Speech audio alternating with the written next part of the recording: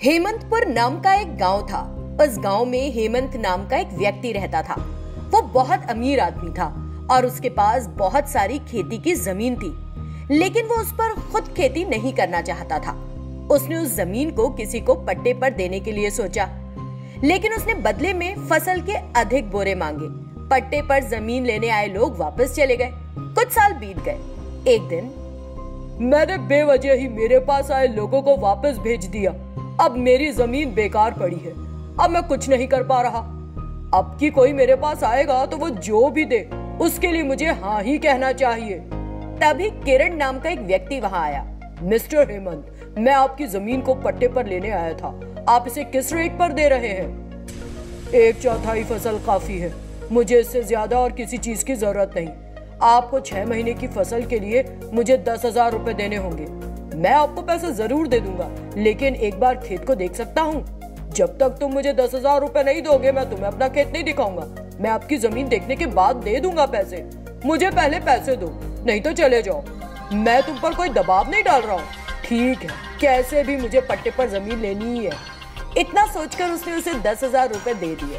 हेमंत ने उस पैसे को ले लिया और कहा, ठीक है, चलो अब खेत देखने चले। फिर दोनों खेत में गए। वो खेत एक बंजर जमीन में बदल गया था। धोखा! क्या तुमने मुझे बंजर जमीन बेच दी? मुझे मेरे पैसे वापस कर दो। मैं जमीन पे बीज बोऊंगा तब भी कुछ नहीं मिलेगा मुझे। मैं तुम्हें वापस पैसे नहीं दूंगा। चाहो तो जोतो इस जमीन को, नहीं तो छोड़ के चले जाओ। इतना कहकर वो वहां से चला गया। किरण कुछ नहीं कर पाया और सोचने लगा, भगवान है ना मेरी मदद करने के लिए, मैं करके देखता हूँ। अगले दिन सुबह उसने ट्रैक्टर से जमीन की जुताई शुरू कर दी। इस तरह उसने जमीन पर खेती करना शुरू किया। ओह नहीं, यहाँ कहीं भी पानी नहीं मिलेगा। मुझे लगता है कुआं खोदना होगा। अगले दिन उसने कुआं खोदना शुरू किया, लेकिन उसमें से पानी नहीं निकला। हे भगवान, इतना पैसा खर्च करने के बाद भी मुझे पानी नहीं मिला। अब मैं क्या करूं? अगले दिन जब वो खेत के आसपास उगी खरपतवार को हटा रहा था, उसे वहां पर एक बोतल मिली। तुरंत उसने वो बोतल उठा ली। ये क्या है? ये सोचते हुए उसने वो बोतल खोल दी। तुरंत उस बोतल से 3 भूतनियां बाहर निकल आईं। उन्हें देखकर वो डर गया। डरो मत, हम तुम्हें कोई नुकसान नहीं पहुंचाएंगी। इस बोतल से हमें आजाद करने के लिए धन्यवाद। तुम कौन हो? तुम इस बोतल में कैसे आई? एक जादूगर ने हमें इस बोतल में कैद कर दिया था और यहाँ छोड़ गया। हम कई सालों से हैं यहाँ। इस तरह उन्होंने उसे बताया। ठीक है, अब तुम जाओ, मुझे अब बहुत काम है। अच्छा, तुम हमें अपने काम के बारे में बताओ, हम भी कर देंगी तुम्हारी मदद। किरण ने उसे उसके साथ हुए धोखे के बारे में बताया। अब तुम देखो, सब ठीक हो जाएगा। इतना कहकर पहली भूतनी ने खेत से खरपतवार निकाल दिए। दूसरी ने ट्रैक्टर के साथ उस खेत को जोत दिया। तीसरी भूतनी ने ऐसी जगह एक कुआं खोद दिया जहां पर पानी था। इस तरह उन भूतनियों ने सारा काम कर दिया। कुछ दिन बीत गए। उनकी वजह से किरण को बहुत पैदावार हुई। दोस्तों, आपने मेरी बहुत मदद की। मैं इस उपकार को कभी नहीं भूलूंगा। बहुत बहुत धन्यवाद। ठीक है दोस्त, हमने तुम्हारी मदद के बदले में तुम्हारी मदद कर दी।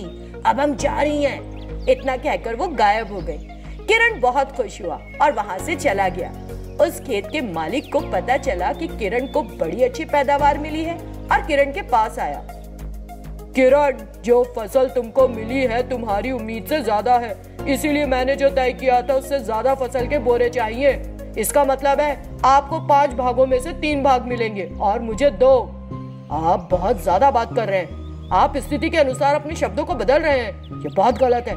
मैं आपके खिलाफ पुलिस स्टेशन में शिकायत दर्ज करूंगा, तब आपको कुछ भी नहीं मिलेगा। उसकी बातें सुनकर, ये क्या, मैं इस बात को इतनी तूल क्यों दे रहा हूँ? जो प्यार से मिल रहा है उसी में गुजारा कर लेता हूँ। पुलिस को कौन झेलेगा? इतना सोचकर उसने कहा,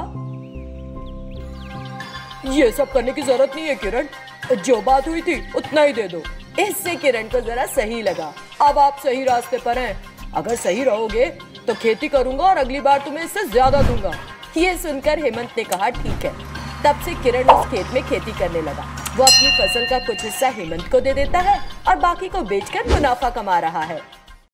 एक छोटा सा गांव था जिसका नाम था अक्षरपुर। उस गांव में पति पत्नी वेंकैया और वसंता रहते थे।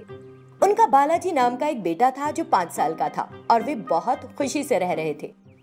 फिर अचानक वसंता बीमार पड़ी और चल बसी। वेंकैया ने बालाजी के लिए शिरीषा नाम की एक लड़की से शादी कर ली। शिरीषा बालाजी की अच्छी तरह से देखभाल कर रही थी। सालों बीत गए लेकिन शिरीषा का अपना बच्चा नहीं हुआ। शिरीषा, इतने साल हो गए हमारी शादी को, लेकिन तुम्हारा अपना बच्चा नहीं हो सका। तुम्हें भी ये बात दुख देती होगी ना? आपसे किसने कहा कि मैं बच्चा नहीं होने से दुखी हूँ? क्या आप जानते हैं कि मुझे बच्चा क्यों नहीं हुआ? मैंने आपको इतने सालों इसके बारे में नहीं बताया। मुझे लगा था कि अगर मेरा अपना बच्चा हो गया तो कहीं बालाजी के लिए मेरा प्यार कम ना हो जाए, इसीलिए मैंने अपना ऑपरेशन करा लिया। अब मैं बच्चा पैदा नहीं कर सकती हूँ। शिरीषा, तुम एक बहुत अच्छे दिल की औरत हो। बालाजी को किसी मुश्किल का सामना नहीं करना पड़ रहा है। मैं उसकी माँ ही हूँ, सौतेली माँ नहीं। आइंदा मत कहिएगा ऐसा। इतना कहकर वो रो पड़ी। उसके बाद सुनकर वेंकैया बहुत खुश हुआ। कुछ दिन बीत गए। वेंकैया अचानक गंभीर रूप से बीमार पड़ा और उसकी मौत हो गई। शिरीषा के ऊपर पूरी जिम्मेदारियां आ गई। वो सब्जियां बेचकर बालाजी को बड़ा करने लगी। बालाजी अब 25 साल का हो गया था। शिरीषा ने श्यामला नाम की एक लड़की से उसकी शादी कर दी। दोनों बहुत खुश थे। कुछ साल बीत गए और उन्हें एक बच्चा हुआ। उस बच्चे को देखकर शिरीषा खुशी से गदगद हो गई और उसके साथ समय बिताने लगी। लेकिन श्यामला को ये पसंद नहीं आता था। सुनो, तुम्हारी माँ घर का कोई काम नहीं करती। मैं बच्चे को घर के काम दोनों करके थक जाती हूँ। तुम्हारी माँ की वजह से मेरा काम बढ़ता है। उसे घर के कामों में मेरी मदद करने को कहो। इस उम्र में मेरी माँ क्या काम करेगी? तुम थोड़ा सब्र रखो और सब संभालो। इससे वो नाराज हो गई और उसे बुरा भला कहने लगी। उस दिन के बाद से दोनों हर दिन शिरीषा को लेकर बहस करने लगे। एक दिन श्यामला ने अपने पति से कहा, सुनो, तुम अपनी माँ को वृद्धाश्रम भेजते हो या मैं अपनी माँ के घर चली जाऊं? अभी फैसला करो। उसकी ये बात सुनकर वो गुस्सा हो गया और उसे पीटने के लिए अपना हाथ उठाया। तुरंत शिरीषा वहां आई। बालाजी, श्यामला कुछ गलत तो नहीं कह रही। उसे मेरी वजह से ज्यादा काम करना पड़ता है। हमें भी उसकी बात समझना चाहिए। मैं कुछ समय के लिए आश्रम में चली जाती हूँ। शिरीषा की बात सुनकर बालाजी वहां से चला गया। शिरीषा भी आश्रम चली गई। कुछ समय बीत गया। शिरीषा अकेली हो गई थी और उदास रहने लगी थी। एक दिन बालाजी शिरीषा को देखने के लिए आश्रम में आया, लेकिन शिरीषा वहां नहीं थी। तब एक व्यक्ति ने उससे कहा, सुनो बेटा, क्या तुम शिरीषा के बेटे हो? उसकी तबीयत ठीक नहीं थी। हमने कई बार तुम्हें संदेशा भेजा, लेकिन कोई नहीं आया। उसे मरे तो 1 सप्ताह हो चुका है।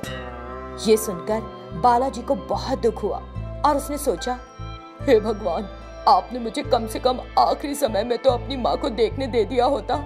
आपने ऐसा क्यों किया? सुनो बेटा, तुम्हारी माँ ने मुझे तुम्हें ये चिट्ठी देने के लिए कहा था। उसने तुम्हें एक आखिरी बार देखने के लिए बहुत कोशिश की। वो तुम्हारे बारे में सोचती रही और फिर चल बसी। रोते हुए बालाजी ने वो चिट्ठी खोली। बालाजी, कैसे हो तुम बेटा? मुझे नहीं पता कि ये चिट्ठी भी जो मैं लिख रही हूँ तुम्हें मिलेगी या नहीं। हालांकि मैं तुम्हारी सगी माँ नहीं हूँ, फिर भी मैंने तुम्हें अपने जने बच्चे से ज्यादा माना। मैंने तुम्हारे लिए अपना मातृत्व का त्याग कर दिया, लेकिन तुम अपनी पत्नी के सामने मेरी तरफ से कुछ नहीं कह सके। मैं तुम्हें ये सब क्यों बता रही हूँ? क्योंकि जब माता पिता बूढ़े हो जाते हैं तो वे अपने पोते पोतियों के साथ खुशी से समय बिताना चाहते हैं। मुझे दुख है क्योंकि मुझे वो खुशी नहीं मिली। लेकिन तुम अपने बच्चे को अच्छे संस्कार देना, उसे माता पिता का महत्व बताते रहना। तुम्हारी माँ जो तुम्हें आखिरी समय में नहीं देख सकी। इस तरह शिरीषा ने बहुत भावुक होकर वो चिट्ठी लिखी थी। उस पत्र को पढ़ने के बाद, माँ, मुझे माफ कर देना। मैं अपनी पत्नी के हाथों का खिलौना बन गया। मुझे लगता है कि उसने तुम्हारी पहले की लिखी सारी चिट्ठियां मुझसे छिपा दी, लेकिन गलती मेरी है। मैं ही नाकारा बेटा साबित हुआ। इस तरह वो बहुत दुखी हुआ।